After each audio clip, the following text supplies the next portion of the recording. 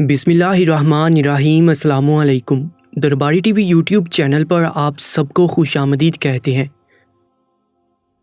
अच्छे बुरे इंसान दुनिया के हर हिस्से में पाए जाते हैं। बज़ाहिर देखने से कई ममालिक और बहुत से लोग हमें बहुत अच्छे और अखलाकियात से भरपूर लगते हैं, मगर ये एक तल्ख़ हकीकत है कि जराइम दुनिया के हर हिस्से में किए जाते हैं और बुरे लोग भी हर जगह पाए जाते हैं। फ़र्क इतना है कि कहीं पर ऐसे लोग ज़्यादा होते हैं और कहीं बहुत कम बुरे लोग होते हैं। हम किसी जगह के बारे में ये नहीं कह सकते कि वहाँ कोई बुरा इंसान नहीं। ये तो किस्मत की बात है कि कुछ लोगों का बुरे लोगों से सामना नहीं होता और कुछ मेरे जैसे लोग होते हैं जिनका बुरे लोगों से भी वास्ता पड़ जाता है। और जब मेरा वास्ता पड़ा तो बस एक छोटी सी गलती ने मेरी ज़िंदगी का एक हिस्सा तबाह कर दिया था। मुझे न जाने कितने रोज़ हो चुके थे मैं उस कमरे में बेबस पड़ा था। मेरे वजूद में वहशत बढ़ी हुई थी और मुझे वो कहानियाँ किस्से याद आ रहे थे जब किसी मासूम और लाचार लड़की को मर्द ज़बरदस्ती अपनी हवस का निशाना बनाते हैं, उनकी मजबूरी से फ़ायदा उठाते हैं और उन्हें अनदेखी कैद में डाल देते हैं। जब लड़कियां जुल्म सहकर भी सिर्फ बदनामी के खौफ से खामोश रहती हैं और जुल्म करने वाला मर्द सर उठाकर जीता है। ज़बरदस्ती के ताल्लुक और जबर खुद मर्द कभी बर्दाश्त नहीं कर सकता, मगर औरत पर ऐसा जुल्म करने को तैयार रहता है। आज मुझे उन लड़कियों की बेबसी महसूस हो रही थी, क्योंकि मुझ पर भी वही क़यामत गुजरी थी।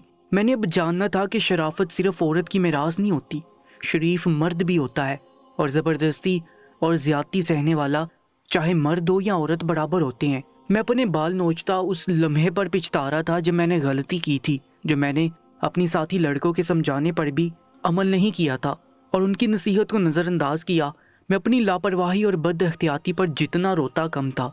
मुझे यकीन था मेरी बेबसी किसी को भी रुला सकती थी, मगर वो जालिम औरत मुझ पर रहम खाने को तैयार ना थी और मेरे लिए यही अजियत बहुत थी कि उसे इतनी पस्ती में गिरने का मौका मैंने खुद फराहम किया था। मुझे उस वक्त पर भी पछतावा होने लगा जो मैंने छोटी मोटी मजदूरी को छोड़कर उस बड़े स्टोर पर ज़्यादा पैसे कमाने के लालच में काम करना शुरू किया था।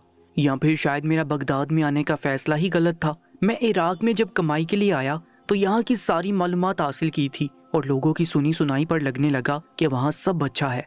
बगदाद इराक का सबसे बड़ा शहर है। मैंने भी यहीं रिहाइश अख्तियार की थी और मेहनत मजदूरी करने लगा। वक्त के साथ साथ मैं यहाँ के लोगों में घुलता मिलता गया। कुछ वक्त गुजरा तो यहाँ की जुबान भी आ गई और रहन सहन भी खूब समझ आने लगा था। खबरों और इंटरनेट की दुनिया में देखो तो यहाँ सब अच्छा है, मगर दर हकीकत ये जगह कोई दुनिया से अलग ना थी। चोरी, डकैती या दूसरे जराइम बगदाद में भी बहुत ज़्यादा किए जाते थे, मगर इन जराइम की सज़ा भी सख्त थी। मैं शुरू में बहुत मोहतात रहा, मगर फिर वक्त के साथ मेरी एहतियात कम होती गई और मैं आज़ादाना यहाँ रहने लगा। मैं जब बगदाद में पूरी तरह सेट हो गया तो एक दोस्त के तवस्सुत से मुझे एक बड़े स्टोर पर काम मिल गया। स्टोर एक औरत का था। वो औरत बहुत खूबसूरत और जवान थी और दिल की भी बहुत अच्छी थी। मैं स्टोर के काम से और अपनी मालिकन से मुतमिन था, मगर कुछ वक्त गुजरा तो वहीं स्टोर पर साथ काम करने वाले दूसरे लड़कों से मुझे अपनी मालिकन के बारे में बहुत अजीबोगरीब बातें सुनने को मिली। मैंने पहले तो उनकी बातों पर ध्यान नहीं दिया, बल्कि मुझे ये अपनी मालिकन से धोखेबाजी लग रही थी कि उसी औरत की दी तनख्वाह पर पलने वाले वो लड़के उस औरत को न जाने कैसे कैसे अलकाबात देते थे। वो लड़के मुझे भी अपने साथ बातों में शामिल करने की कोशिश करते थे, मगर मैं उन्हें हर बार झिड़क देता कि इन जैसे एहसान फरामोश लोगों से मैं मेल जोल ही नहीं रखना चाहता। मैं खुद भी नहीं जानता था मैं कितनी बड़ी बात कर रहा था और सच से बेखबर होने की वजह से मैं इन लड़कों के सामने मजाक बनता था। वो लड़के मेरे ऐसे जुमलों पर तमस्खुर से हंसते थे कि अभी तुम नए हो इसलिए ऐसी बातें कर रहे हो। मुझे उनकी बातों पर बिल्कुल यकीन नहीं था। उल्टा मैं अपनी मालिकन के करीब होने लगा और उनका हर काम भाग भाग कर करने लगा। मेरे साथ स्टोर पर खड़े लड़के 2-3 मरतबा मुझे मालिकन से दूर रहने और एहतियात करने का बोलते रहे। मुझे लड़कों ने बताया कि हमारी मालिकन दिखने में जितनी नरम दिल है, हकीकत में उतनी ही बेरहम और जालिम है। मुझे इशारे कनायों में वो लड़के ये भी बावर करवा चुके थे कि मालिकन को मुझ जैसे जवान और ख़ूबसूरत लड़के वैसे भी बहुत पसंद है, मगर मैंने कभी महसूस नहीं किया कि मालिकन मेरी तरफ मुतवज्जो हुई है या मुझे देखती है, बल्कि वो औरत संजीदा रहती थी और गलती बर्दाश्त नहीं करती थी। उसका बर्ताव मेरे साथ भी वैसा था जैसा बाकी लड़कों के साथ था। इसलिए मुझे लगा कि लड़के सिर्फ अफवाहें फैला रहे हैं। मैं उसी पर मुतमिन रहा जो मुझे नज़र आ रहा था। उन दिनों मेरी बगदाद की एक लड़की से सलाम दुआ हुई। वो लड़की स्टोर पर ख़रीदारी के लिए आती थी। वो इंतहा की हसीन और सब्ज़ आंखों वाली थी। میری نظریں اس پر جم گئی۔ اسے 2-3 بار اپنے سٹور پر آ کر خریداری کرتا دیکھ کر میں بات کرنے کے لیے بےتاب ہونے لگا، مگر بات کرنے کا مجھے موقع نہیں مل رہا تھا۔ پھر ایک روز قسمت نے میرا ساتھ دیا اور وہ لڑکی خریداری کرنے ہمارے سٹور پر آئی۔ اس وقت سٹور پر صرف میں موجود تھا، میرے ساتھ کے لڑکے کھانا کھا رہے تھے۔ جب وہ لڑکی خریداری کر چکی تو میں نے اسے بل بتایا۔ اس کے پیسے بل میں سے کچھ کم تھے، وہ پریشان ہو گئی اور اپنی خریداری میں سے کچھ چیزیں نکالنے لگی، مگر میں نے اسے روک دیا اور اپنی جیب سے پیسے شامل کر کے اس کا بل بنا دیا۔ وہ لڑکی مشکور ہونے لگی اور مجھے بتانے لگی کہ جلدی میں اس نے اپنے والیٹ میں پیسے نہیں چیک کیے، اس لیے غلطی ہوئی۔ میں خوش تھا کہ مجھے اس سے تھوڑی بات کرنے کا موقع ملا تھا۔ وہ لڑکی اپنا سامان لے کر چلی گئی، مگر جاتے جاتے وہ مجھے دیکھ کر مسکرانا نہیں بھولی تھی۔ میری اس روز کی مہربانی کے بعد میرا اس لڑکی کے ساتھ کافی دوستانہ بڑھ گیا تھا۔ وہ ہمارے سٹور پر اکثر آتی تھی، مگر جب سے میں نے اس کا بل پے کیا تھا وہ اب آتی تو مجھ سے سلام دعا ضرور کرتی تھی۔ اگلی بار آ کر اس نے مجھے میری رقم لوٹانے کی کوشش کی تو میں نے یہ کہہ کر اسے پیسے لوٹا دیے کہ میری مدد اس پر ادار رہے، اس کے بدلے وہ میری کبھی کسی بھی پریشانی میں مدد کر سکتی ہے۔ وہ لڑکی مسکرا کر میری بات مان گئی۔ یوں کچھ وقت بعد ہمارے درمیان نمبروں کا تبادلہ بھی ہو گیا اور اکثر بات چیت ہونے لگی۔ وہ بہت اچھی اور معصوم لڑکی تھی۔ میرے ساتھ دکان پر کام کرنے والے لڑکے بھی میری اس لڑکی میں دلچسپی محسوس کر گئے تھے، مگر ان سب کو لگا کہ میں بس ایک خوبصورت لڑکی کے ساتھ وقت گزاری کر رہا ہوں، مگر ایسا بالکل نہیں تھا۔ میں جب سے عراق میں آیا تھا میں نے یہاں کی بہت سی خوبصورت لڑکیاں دیکھی تھی، مگر اس لڑکی کے لیے میں اپنے دل میں خاص جذبات محسوس کرنے لگا تھا۔ میں اس لڑکی کے ساتھ مخلص تھا اور میں اسے کبھی بھی دھوکہ دینے کے بارے میں نہیں سوچ سکتا تھا۔ میں نے عراق میں کیے جانے والے نکاح متاع کا بہت سن رکھا تھا۔ مجھے لڑکوں نے بھی یہی مشورہ دیا کہ اگر لڑکی بہت پسند آئی ہے اور شادی نہیں کرنا چاہتے تو اس کے ساتھ کچھ غلط مت کرنا، بلکہ نکاح متاع کر لینا۔ ان کے بقول نکاح متاع ایک جائز اور شرعی طریقہ تھا، جبکہ میں اس کے حق میں بھی نہیں تھا، کیونکہ صرف دوستانہ تعلقات کے بارے میں نے نہیں سوچا تھا، بلکہ میں چاہتا تھا کہ اس لڑکی کے ساتھ شادی کر کے اپنا گھر بساؤں۔ لیکن اس سے پہلے ہی میری ایک غلطی نے مجھے ایسی مشکل میں پھنسایا جس سے نکلنا ناممکن ہو گیا تھا۔ میری ایک لاپرواہی کی وجہ سے میری زندگی تباہ ہو گئی۔ میں جو اس لڑکی کے ساتھ گھر بسانے کے سنہرے خواب دیکھ رہا تھا، اپنی مالکن کا گنونا روپ دیکھنے کے بعد میرے سارے خواب چکنا چور ہو گئے۔ یہ میرا اس لڑکی سے ہم کلام ہونے اور دوستی ہو جانے کے تقریباً 1 ماہ بعد کا واقعہ تھا۔ جب وہ لڑکی ہمارے سٹور پر آئی تو اسے خریداری کرتے ہوئے ایک انگوٹھی بہت زیادہ پسند آ گئی، مگر اس بار بھی ایسا ہی ہوا کہ اس کے پاس انگوٹھی کی قیمت ادا کرنے کے پیسے نہ تھے۔ اس انگوٹھی کی قیمت 100 دینار تھی۔ میں نے اپنے پاس موجود رقم چیک کی تو میرے پاس بھی تب 100 دینار نہ تھے، کیونکہ وہ مہینے کا اختتام تھا اور پیسے خرچ ہو چکے تھے۔ میں مایوس ہوا، مگر میرا دل اس لڑکی کو خالی ہاتھ بھیجنے پر آمادہ نہیں ہو رہا تھا۔ میرے ساتھی لڑکے دوسرے گاہکوں کے ساتھ مصروف تھے، ان کو متوجہ نہ پا کر میں نے خاموشی سے 100 دینار کی انگوٹھی چرائی اور اس لڑکی کو تحفہ تن دے دی۔ وہ پہلے تو انکار کرتی رہی، مگر میری ضد پر اس نے مجھ سے تحفہ قبول کر لیا اور میری اس مہربانی پر بہت خوش ہوئی۔ وہ تو شکریہ ادا کرتی وہاں سے چلی گئی، مگر میں نہیں جانتا تھا کہ میں نے وہ حرکت کر کے خود کو کتنی بڑی مصیبت میں پھنسانے کا انتظام کر لیا تھا۔ میں نے اپنی طرف سے نہایت رازداری کے ساتھ یہ کام کیا تھا، مگر میں نہیں جانتا تھا سٹور پر جگہ جگہ کیمرے لگے تھے اور CCTV فوٹیج سے مالک نے مجھے انگوٹھی چراتا دیکھ لیا تھا۔ میں سوچ چکا تھا کہ اپنی تنہا ملنے پر خاموشی سے انگوٹھی کا 100 دینار مالکن کو ادا کر دوں گا۔ مجھے اس چوری کا کوئی خوف نہ تھا، میری نظر میں وہ نہایت معمولی بات تھی۔ ویسے بھی مجھے لگا کہ اتنے بڑے سٹور سے چرائے جانے والے صرف 100 دینار کی ایک چیز سے کوئی خاص فرق نہیں پڑے گا، اور میں کافی عرصے سے بغداد میں رہنے کی وجہ سے لاپرواہ بھی ہو گیا تھا۔ مجھے لگا کہ یہاں سب اچھے ہیں اور میرے ساتھ کبھی کوئی مسئلہ نہیں ہوگا۔ میں نے چوری کی جو سزائیں دیکھی تھی ان کے مطابق عراق میں 5000 دینار سے زیادہ تک کی چوری کرنے پر 1 ہاتھ کاٹ لیا جاتا تھا، جبکہ میں نے تو صرف 100 دینار کی چوری کی تھی اور میں وہ رقم بھی واپس لوٹانے کا ارادہ رکھتا تھا، مگر اس سے پہلے مالکن کو میری چوری کی حرکت کے بارے میں پتہ چل گیا۔ میں اس بات سے بے خبر تھا کہ کوئی میری چوری کے بارے میں جان چکا ہے اور مالکن کو بھی خبر دے چکا ہے۔ میں معمول کے مطابق سٹور پر اپنا کام کر رہا تھا جب مجھے ایک لڑکے نے آ کر بتایا کہ مجھے مالکن بلا رہی ہے۔ میں چونک گیا، کیونکہ مالکن ہدایت دیتی یا غلطی پر ڈانٹنا ہوتا ہمیشہ سب کے سامنے بات کرتی تھی، اسے الگ سے بلا کر بات کرنے کی ضرورت کبھی محسوس نہیں ہوئی تھی۔ سٹور کے اندر ایک کونے میں ایک چھوٹا سا کمرہ مالکن نے اپنے لیے آفس بنایا ہوا تھا، جہاں وہ اکثر بیٹھتی رہتی تھی۔ میں مالکن کے بلاوے پر اس کمرے کی طرف بڑھ گیا۔ جب کمرے میں پہنچا تو मालिकन मामूल से ज़्यादा संजीदा और गुस्से में लग रही थी। मेरे पूछने पर इधर उधर की कोई भी बात किए बिना मालिकन ने बराह रास्त संजीदगी से मुझसे सवाल किया कि क्या तुमने स्टोर से 100 दिनार की अंगूठी चुराई है। वो सवाल इतना अचानक था कि मैं इनकार भी नहीं कर पाया और बेसाख्ता अपना जुर्म कबूल कर लिया। वो ये सुनकर तैश में आ गई। मैंने घबराकर मालिकन को सारी बात बताई और पूरी ईमानदारी से कहा कि मैं वो 100 दिनार वापस लौटा दूंगा, मगर मालिकन मेरी कोई भी बात मानने को तैयार नहीं हुई। वो सख्ती से बोली कि चोरी करने की कोई दलील या कोई जवाज़ नहीं होता। वो बोली कि अब मैंने तुम्हारा जुर्म जान लिया है तो तुम पैसे लुटाने की बात कर रहे हो। मैं बुरी तरह परेशान हो गया।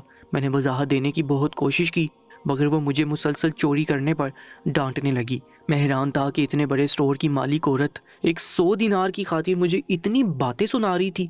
मेरे लिए वहाँ रुकना मुहाल हो गया। मेरा बस नहीं चल रहा था कि मैं वो 100 दिनार मालिकन की हथेली पर रखूं और काम छोड़कर वहाँ से चला जाऊं, मगर मैं मजबूर था, इसलिए सर झुकाकर खड़ा रहा, क्योंकि मुझे लगा कि डांट डपट और एक सख्त वार्निंग के बाद ये मामला रफा दफा हो जाएगा। मगर मैं अपनी बरास निकालने के बाद मालिकन ने मुझे कहा कि अगर मैंने तुम्हें ऐसे ही छोड़ दिया तो अगली मर्तबा तुम बड़ी रकम चुराओगे और बाकी लड़के भी मुझे बेवकूफ़ बनाने की कोशिश करेंगे। वो अचानक उठी और मुझे अपने साथ चलने का कहते हुए उस स्टोर से निकली। मैं उलझा हुआ सा मालिकन के पीछे चलने लगा। स्टोर के लड़के ऑफिस से मुझे देख रहे थे और मैं शर्मिंदगी से नज़रें चुरा रहा था। मैं दिल में 100 बार तौबा कर चुका था कि अगली बार ऐसी कोई गलती नहीं दोहराऊंगा, मगर मुझे बगदाद में अब तक मिलने वाले सादा कुछ शरीफ और अच्छे लोगों में पहली बार एक निहायत बुरा इंसान मिल चुका था। स्टोर से निकलकर मालिकन अपनी गाड़ी में बैठी और मुझे भी अपने साथ बिठा लिया। मैं डर गया कि शायद वो मुझे पुलिस के हवाले करने जा रही है। मैंने मालिकन से माफ़ी मांगने की बहुत कोशिश की, मगर उसने मेरी एक नहीं सुनी और मुझे सख्ती से डांट कर चुप करवाया। हम आगे पहुंचे तो मेरी आंखें फटने वाली हो गईं, क्योंकि वो औरत मुझे किसी भी पुलिस स्टेशन या अदालत में नहीं लाई थी, बल्कि वो मुझे अपने साथ अपनी रिहाइश पर लाई थी और गुस्से से मेरा कॉलर पकड़कर खींचते हुए मुझे अपने फ्लैट में ले गई। उसने मुझे एक झटके से छोड़ा तो मैं बुरी तरह लड़खड़ा गया। मेरी शर्ट का कॉलर फट चुका था। मैं जवान मर्द था जो इज्जत की कमाई करता आया था। पहली बार एक औरत के हाथों मिलने वाली ऐसी तजलील पर मेरा चेहरा सुर्ख हो चुका था। मुझे ज़िंदगी में पहली बार बेबसी महसूस हुई थी। मैं दिल में खुद को कोस रहा था। शुरू में मैं बहुत एहतियात करता था, मगर न जाने क्यों मैं इस भूल में आ गया था कि मेरी ये हरकत किसी की नज़र में नहीं आएगी। मुझे पहली बार उन लड़कों की बातें सच लगने लगी जो मुझे अक्सर कहते थे कि मालिकन जैसी नज़र आती है वैसी बिल्कुल नहीं है, और उन सब ने मुझे एहतियात से रहने की बहुत बार हिदायत की थी, मगर मेरी खुद एतमादी मुझे ले डूबी। मैंने गिड़गिड़ाते हुए मालिकन से माफ़ियाँ मांगी और उसे कहा कि मेरी इस माह की तनख्वाह में से वो चाहे तो 100 की बजाय 200 दिनार काट ले। हालांकि सच तो ये था कि जितनी ज़िल्लत मैं उठा चुका था उसके बाद अगर मालिकन मेरे पूरे एक माह की तनख्वाह भी काट लेती तो मेरे लिए वो इतना बड़ा मसला ना होता। मैं सोच चुका था कि मैं इस माह की तनख्वाह लेते ही स्टोर से काम छोड़कर चला जाऊंगा। उस वक्त वैसे भी महीने का इख्तिताम होने ही वाला था, मगर मेरी बात पर मालिकन तमस्खर से बोली और हंसी कि तुम किस तनख्वाह की बात कर रहे हो? जो हरकत तुम कर चुके हो इसके बाद तुम्हारी अब कोई तनख्वाह नहीं बनती। तुम्हें 1 रुपया भी नहीं मिलेगा, बल्कि जो 100 दिनार तुमने चुराया है उसकी कीमत भी तुम अदा करोगे। अपनी मालिकन के वो तमस्खर भरे जुमले सुनकर मेरे रोंगटे खड़े हो गए। मेरे पास कमाई का और कोई जरिया ना था, और उस माह बदकिस्मती से मेरे पास 1 रुपया भी मौजूद नहीं था। मेरी सारी उम्मीद वही तनख्वाह थी जो मुझे मालिकन से चंद रोज़ के बाद मिलने वाली थी। मैं बुरी तरह घबरा गया। इस नाइंसाफ़ी ने मेरा दिल दुख से भर दिया था। मुझे लगा शायद अब मुझे वो 100 दिनार का कर्ज चुकाने के लिए मालिकन की गुलामी करनी पड़ेगी, और शायद वो अपने घर के काम करवाए। ज़िल्लत मेरे लिए बहुत ज़्यादा थी। मैं सोच भी नहीं सकता था कि मुझे दरअसल 100 दिनार की चोरी के बदले क्या सज़ा मिलने वाली थी। मैं सोच में गुम खड़ा था जो मालिकन उठकर किचन की तरफ गई और थोड़ी देर बाद लौटी तो उसके हाथ में दूध का एक गिलास था। मैं ठिठक गया कि इतनी बेइज्जती करने के बाद वो मुझे दूध का गिलास क्यों दे रही थी, मगर फिर मेरे दिमाग में ख्याल आया कि शायद उसे भी अपने रवैये की बदसूरती का एहसास हो गया है। मैं खुशफहमी का शिकार हो रहा था। मेरे दिल में मालिकन के लिए इज्जत थी और मुझे लगता था कि वो एक अच्छी औरत है। उसने मुझे दूध का गिलास पकड़ाया और संजीदगी से बोली कि ये दूध पियो, इसके बाद बात करते हैं। मैंने जल्दी से वो दूध का गिलास थामा और घटाघट पी गया। दूध पीने के बाद मालिकन ने मुझे कमरे में चलने का कहा। मैं समझ नहीं पा रहा था कि वो औरत क्या करना चाहती है। मैं नासमझी से मालिकन को देख रहा था जो वो गुस्से से धारी और मुझे फ़ौरन उस कमरे में जाने का कहा। میں نے گھبرا کر خالی گلاس ایک طرف رکھا اور کمرے میں چلا گیا، مگر اگلے پل مالکن کی حرکت سے جھٹکا کھا کر رہ گیا۔ اس نے میرے کمرے میں جاتے اس کمرے کا دروازہ بند کر کے دروازہ لاک کر دیا۔ میں ابھی ٹھیک سے اس قید کا مطلب نہیں سمجھ پایا تھا کہ تھوڑی دیر بعد مجھے اپنے وجود میں سنسناہٹ سی محسوس ہونے لگی۔ میں آگے بڑھ کر دروازہ کھولنا چاہتا تھا اور وہاں سے فرار ہونا چاہتا تھا، مگر میں نے قدم بڑھایا تو میرا سر بری طرح چکرا سا گیا۔ میں بے ساختہ لڑکھڑا کر رک گیا۔ میرے جسم پر چیونٹیاں سی ریگنے لگی۔ کچھ ہی دیر بعد پھر میرا جسم گرم ہونے لگا اور مجھ پر بے چینی سوار ہونے لگی۔ مجھے جب اپنی کیفیت سمجھ آئی تو میں صدمے سے ساکت ہو گیا۔ مجھے تم مالکن کی اس دودھ دینے والی مہربانی کی وجہ سمجھ آئی۔ میں تھوڑی ہی دیر میں بے قابو ہونے لگا اور اپنا وجود نوچنے لگا۔ یہ بات میرے رونگٹے کھڑے کر گئی تھی کہ مالکن نے مجھے دودھ میں کوئی نشہ ملا دیا جو میرے اندر شہوت جگا رہا تھا۔ مجھے اس ظالم عورت سے ایسی کسی حرکت کی بالکل توقع نہیں تھی۔ میں اس کا مقصد جان کر بری طرح ڈر گیا۔ میں پاگلوں کی طرح اپنے بال نوچتا مالکن سے دروازہ کھولنے کی التجائیں کرنے لگا، مگر وہ بے بسی سے لطف لے رہی تھی۔ میں سوچ بھی نہیں سکتا تھا کہ وہ اتنی ظالم عورت ہے۔ میں جس نشے سے بے حال ہو رہا تھا وہ جان لیوا ثابت ہو سکتا تھا۔ میں سمجھ نہیں پا رہا تھا کہ مالکن نے مجھے یہی سزا کیوں دی۔ میں بے قابو ہوتے اعصاب کو قابو کرنے کی کوشش میں نڈال سا ہو گیا۔ میرا پورا وجود پسینے سے تر ہو چکا تھا۔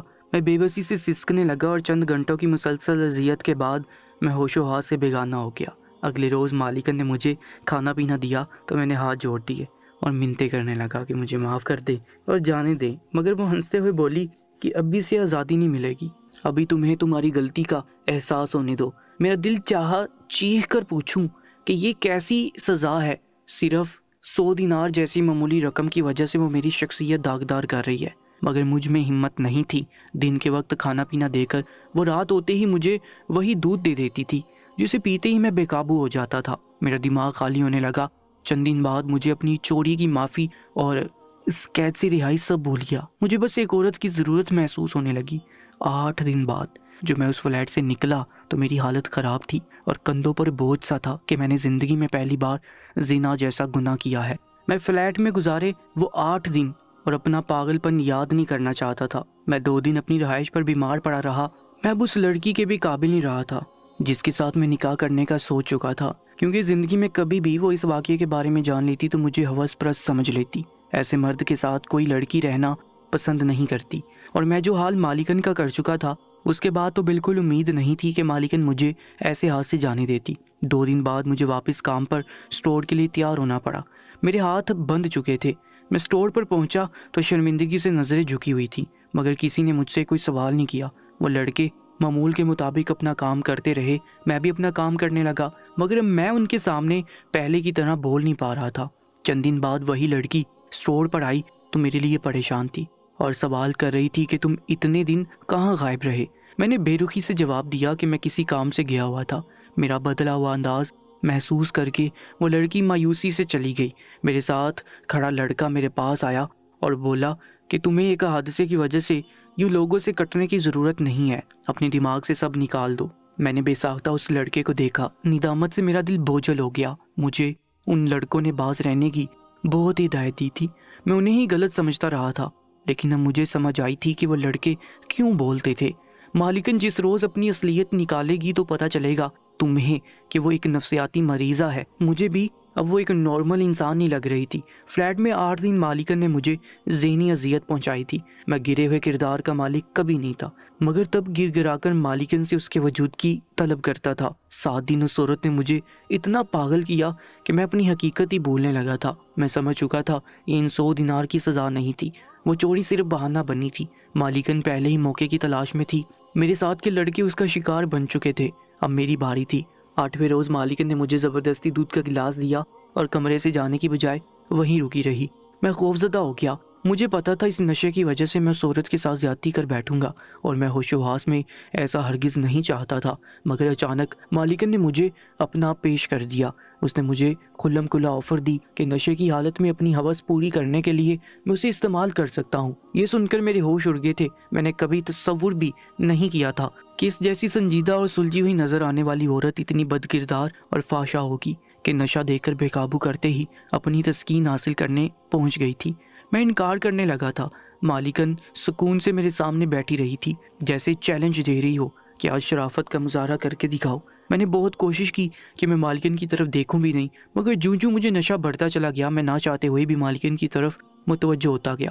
اس روز میں نے بے قابو ہونے پر مالکن کے ساتھ زنا کیا تھا اور اپنا نشہ اتارا تھا۔ میں نے اپنی بے بسی، نفرت اور غصہ سب اس عورت پر اتارا اور اس عورت کی حالت بگاڑ کر رکھ دی تھی۔ مجھے بالکل اندازہ نہیں تھا یہ عمل مجھے ساری عمر کے لیے اس عورت کا غلام بنا دے گا۔ اگلے دن ہوش آیا تو مالکن غائب تھی۔ وہ پورا دن وہ میرے سامنے نہیں آئے اور میں اپنے کیے پر پچھتاتا رہا۔ مجھے پتا تھا اب وہ عورت مجھے جانے دے گی کیونکہ اس کا مقصد پورا ہو چکا تھا۔ میں نے سوچ لیا تھا اس فلیٹ سے نکلتے ہی اپنا سامان باندھوں گا اور بغداد شہر ہمیشہ کے لیے چھوڑ دوں گا، مگر اس روز شام کے وقت مالکن نے مجھے بھیجتے ہوئے جو بات بتائی تھی وہ میرے رونگٹے کھڑے کر گئی۔ مالکن نے مجھے اپنے کیمرے میں محفوظ ہوئی میری ویڈیو دکھائی جس میں ایسا لگ رہا تھا جیسے میں اس عورت کے ساتھ جبری زیادتی کر رہا ہوں۔ میں ساکت رہ گیا۔ اس عورت نے میرے پاس آنے سے پہلے اپنا کیمرہ کمرے میں آن کر کے رکھ دیا تھا۔ وہ بولی کہ تم جانتے ہو زنا کی اور ریپ کی کیا سزا ہے اور تمہیں سب کے درمیان کوڑے مارے جائیں گے، اور اگر یہ ثابت ہوا کہ تم نے میرے ساتھ زبردستی کی ہے تو گردن اڑا دی جائے گی۔ یہ سن کر میرا رنگ پھک ہو گیا۔ ایک انجان جگہ پر میں اگر ایسے جرم میں پھنستا تو میرا کوئی گواہ بھی نہ بنتا۔ دوستو اس ویڈیو کا پارٹ 2 دیکھنے کے لیے ہمارے چینل کو سبسکرائب کر لیجئے گا۔ اس ویڈیو کا پارٹ 2 انشاءاللہ کل اپلوڈ کر دیا جائے گا۔ اپنا بہت زیادہ خیال رکھا کریں۔ اس کہانی کے بارے میں اپنی قیمتی رائے سے کمنٹ سیکشن میں ہمیں ضرور آگاہ کیجیے گا۔ انشاءاللہ ملاقات ہوگی ایک نئی ویڈیو کے ساتھ، تب تک کے لیے اللہ نگہبان۔